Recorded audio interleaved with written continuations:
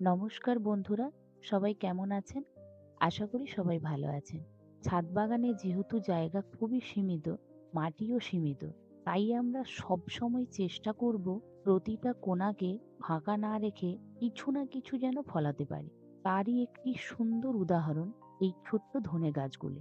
কত সুন্দর হয়েছে দেখুন! আমার তো মনে হয় মাটির থেকে কোনো অংশে কম নয়। এখানে আপনারা দেখতে পাচ্ছেন সব ধনে গাছের হাইট সমান নয়, কারণ এখানে আমি ৩টি পাটে বীজ ফেলেছি। বড় গাছগুলি ফার্স্ট পার্টে, আর সেকেন্ড পার্টের বীজগুলি সবেমাত্র বেরিয়েছে, আর থার্ড পার্টের বীজগুলি এখনো অঙ্কুরিত হয়নি। এইভাবে আমি পুরো শীতকালটাই ধনে গাছ যেন হারভেস্ট করতে পারি, সেই প্ল্যানিং করে ৩টি পার্টে বীজ ফেলেছিলাম। ধনে গাছকে সাদামাছি ও অন্যান্য রস শোষক পোকারাও খুব একটা পছন্দ করে না। সেই দিক দিয়ে দেখতে গেলে এটি প্রাকৃতিক পোকামাকড় নিয়ন্ত্রকেরও